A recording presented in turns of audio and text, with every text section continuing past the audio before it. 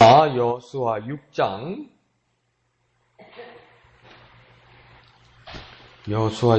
1절에서 14절까지 생명의 삶 7월 22일분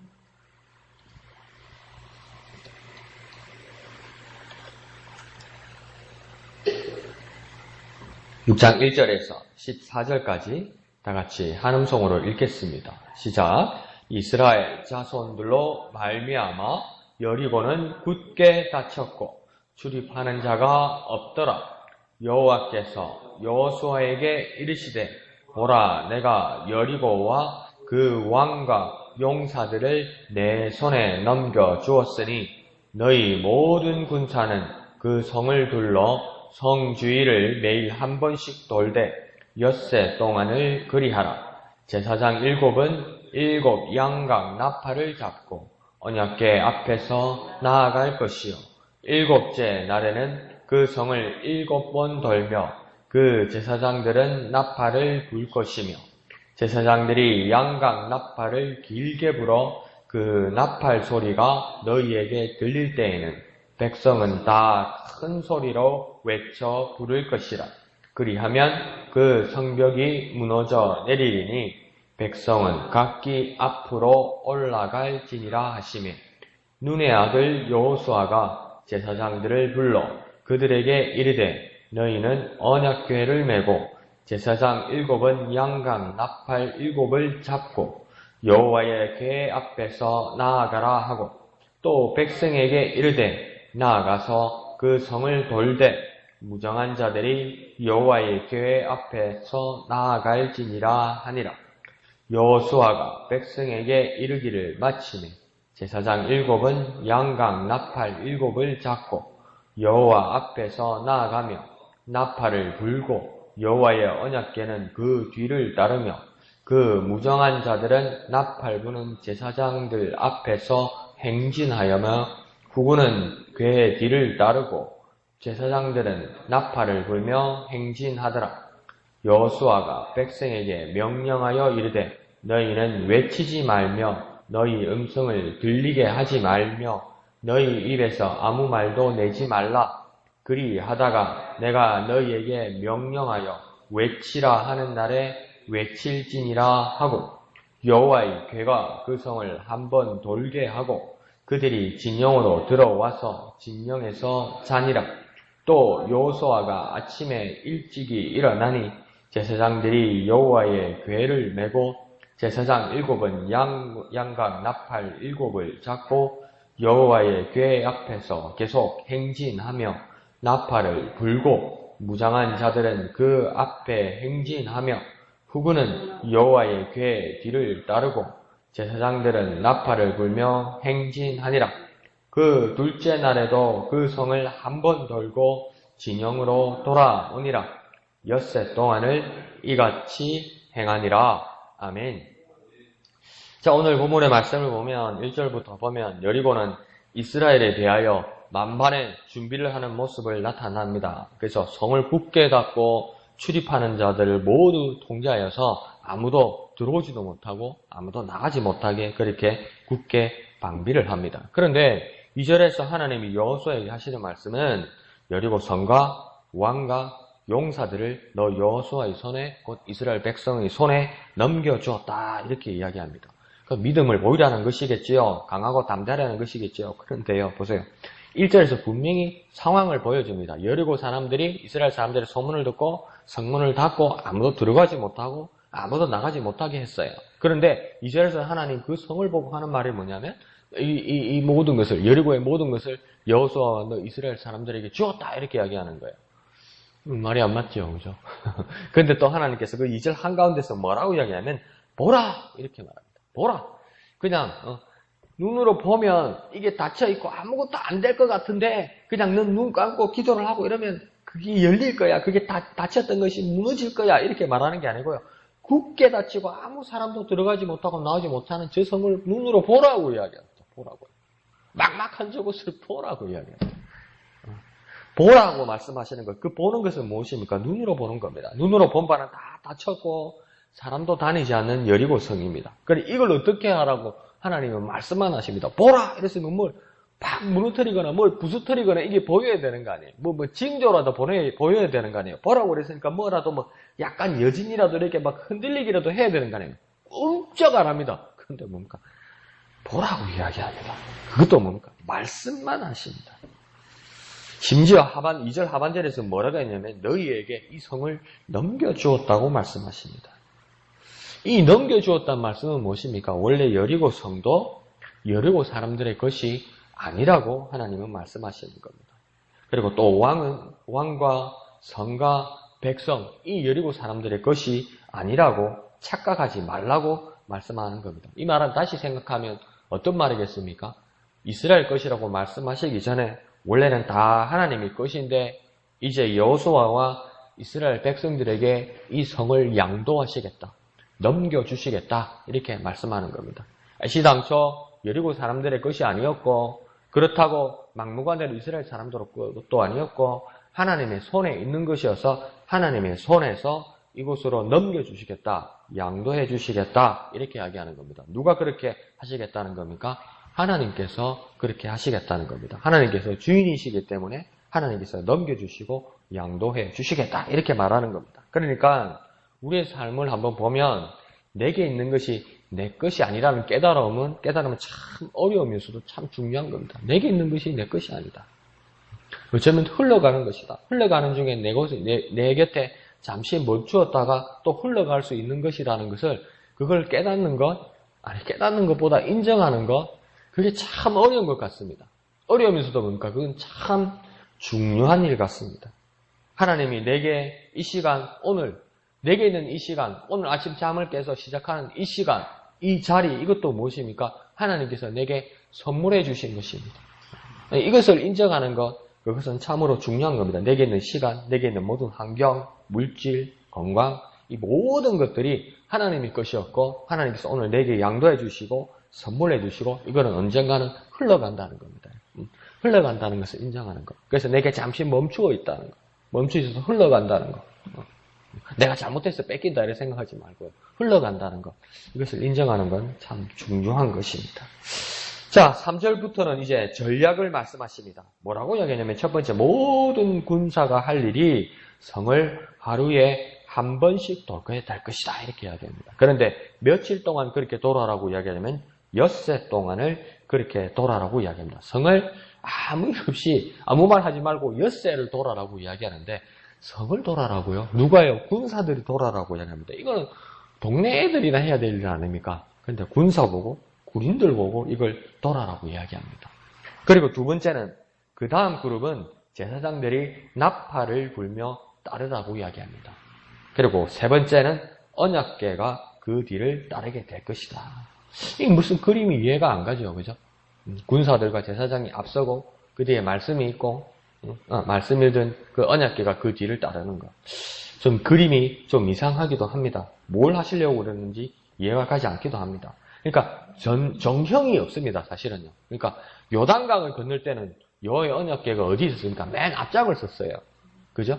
그리고 백성들을 건너게 하고 백성들이 다 건넌 후에 그 언약궤가 궤를 맨 제사장이 이제 나중에 나오게 되죠. 그러니까 뭐가 앞장섰냐면 언약궤가 앞장을 서셨어요. 근데 오늘 본문의 말씀은 뭡니까? 뒤에서 어떻게 보면 한 가운데 서가지고 있거든요.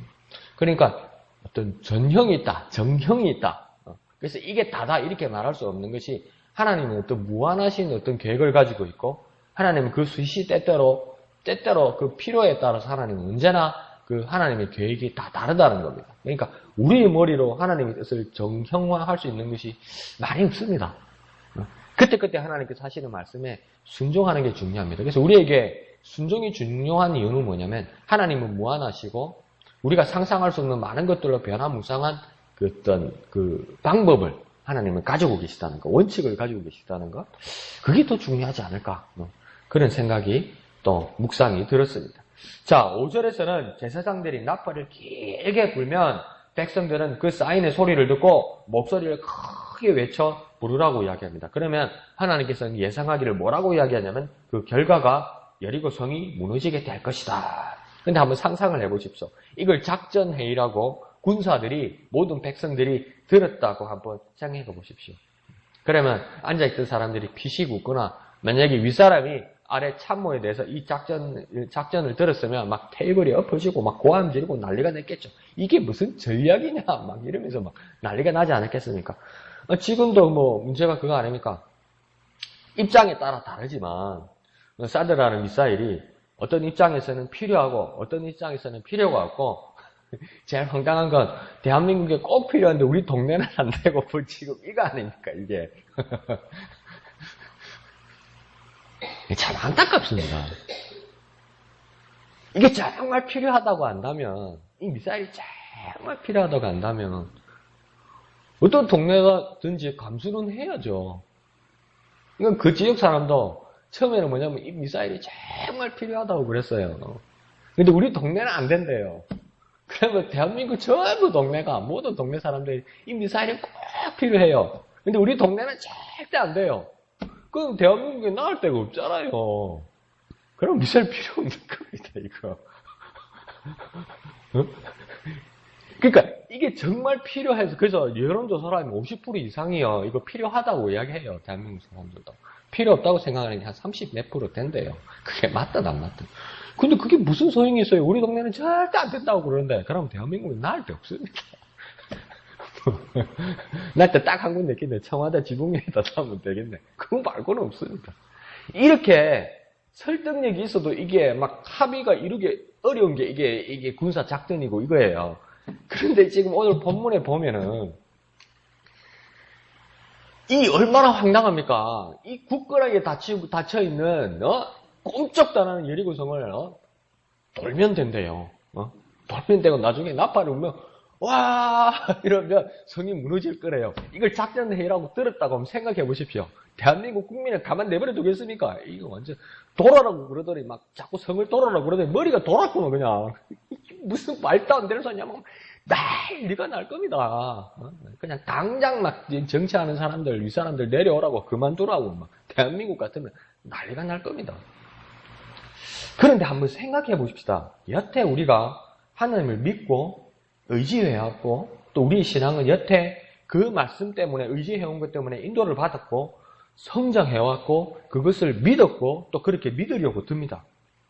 그런데 한번 생각해 보십시오. 우리가 성장해오고 이때까지 하나님 인도하심과 보호하심을 받았던 그 모든 말씀들이 내가 상상했던 것 이상입니다. 내가 상상했던 그런 대로 된 적은 없습니다. 내가 실망스러운 것도 있었고 내가 너무 벅찬 것도 있었고요.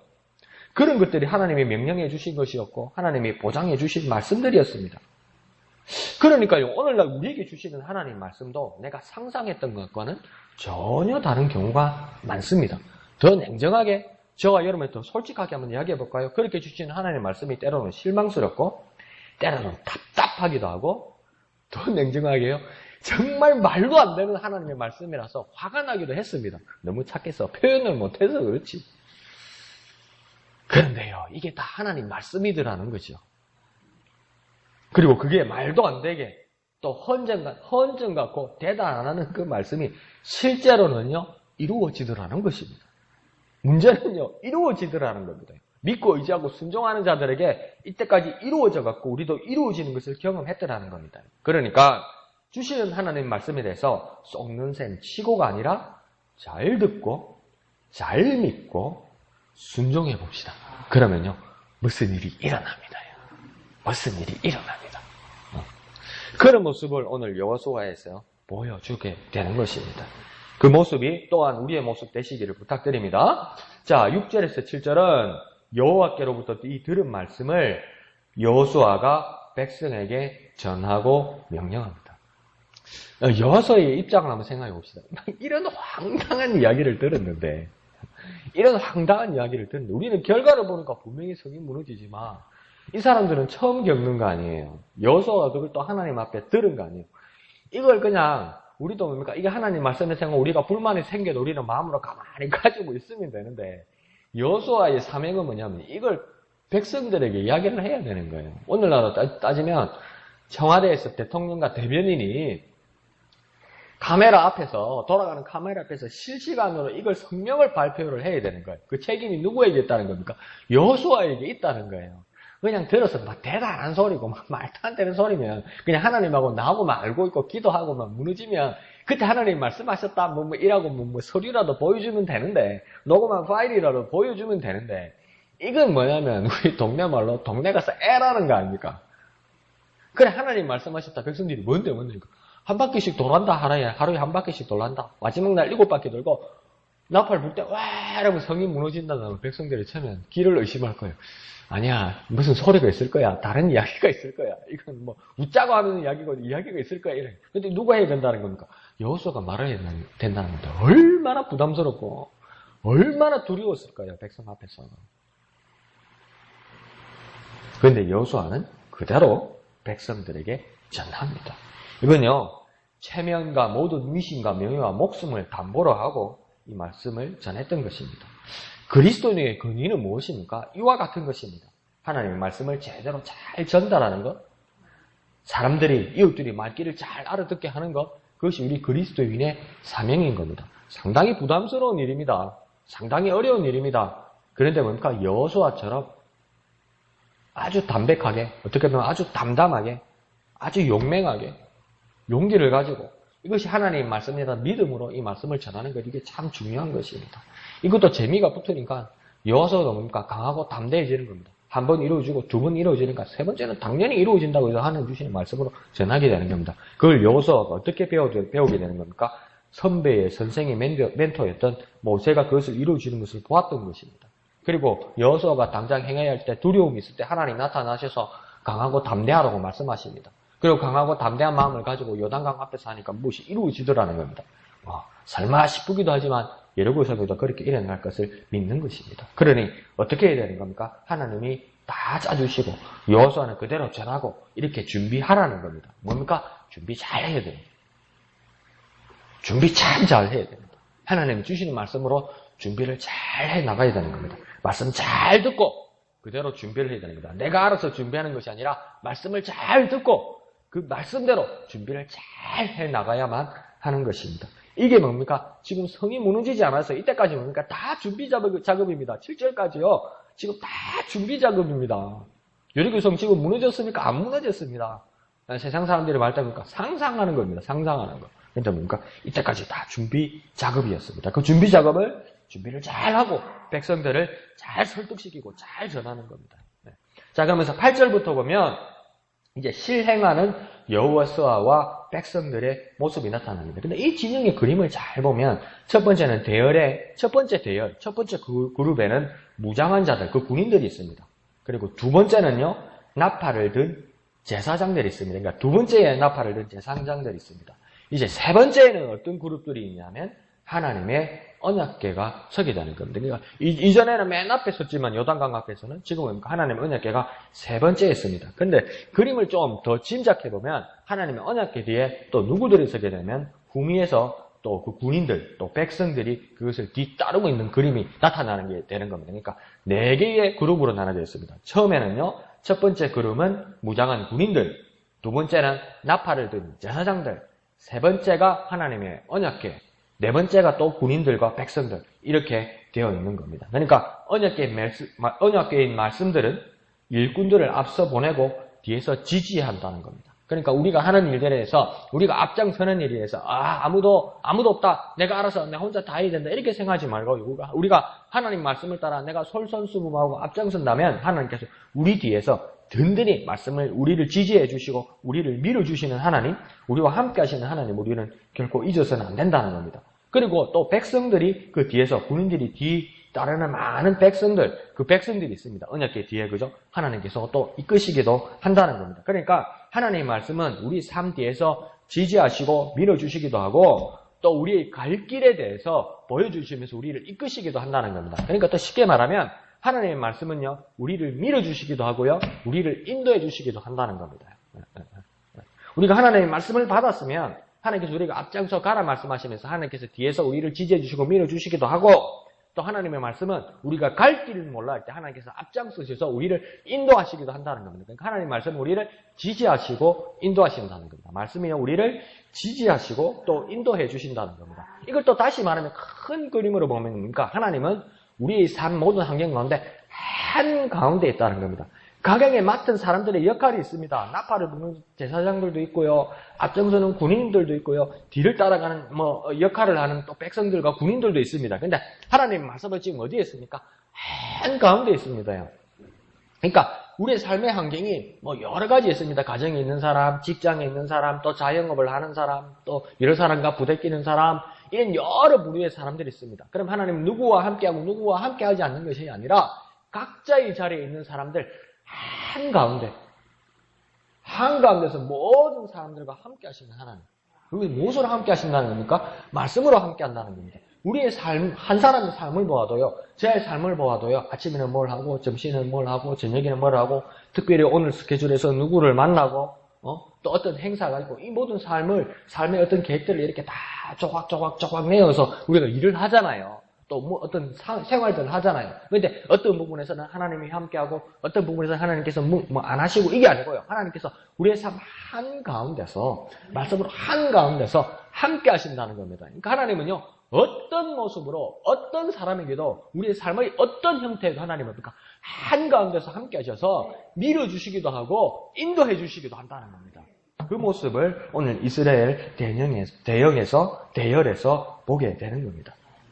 자, 10절은 백성들의 행동 강령입니다.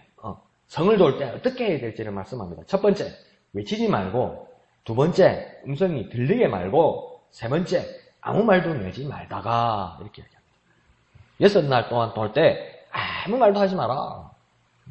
근데 이거 지금 우리 개정 성경을 보잖아요. 그죠? 이전에 개혁 한글에서는 뭐냐면 애매한 말을 하는데 우리가 잘 쓰지 않던 말이지만 그게 우리 한국말이었는가 봐요. 뭐라고 이야기하냐면 들레지 말며 이렇게 했어요. 들레지 말며. 이 들레지 말며가 뭐지? 그러니까 쑥흥거리지 말라는 겁니다. 쑥득거리지 말라는 겁니다. 하나님의 명령했으면 그냥 쑥득거리지 말라는 겁니다. 하나님께서 도는데 그런 거 있잖아요. 옛날에 우리 학교에서 운동장 아침 조회할 때 운동장 조회하면 뭡니까? 꼭 교장선생님 말씀하시는데 막 떠들면 저 떠든다고 막 선생님 막 지어갖고 저끼리 장난치는 애들 있고 이렇잖아요. 어족하겠습니까? 얼마나 많은 이게 막 장정만 해도 60만 아닙니까? 60만 이스라엘이. 그 성을 돈다고 한번 생각해 보십시오. 일듣기 떠들고 까불고 쑥흥거리지 않는 사람들이 있겠습니까? 그러고 막 말도 안 되는 사람 뭐라노? 우리가 지금 뭐 때문에 이걸 하노?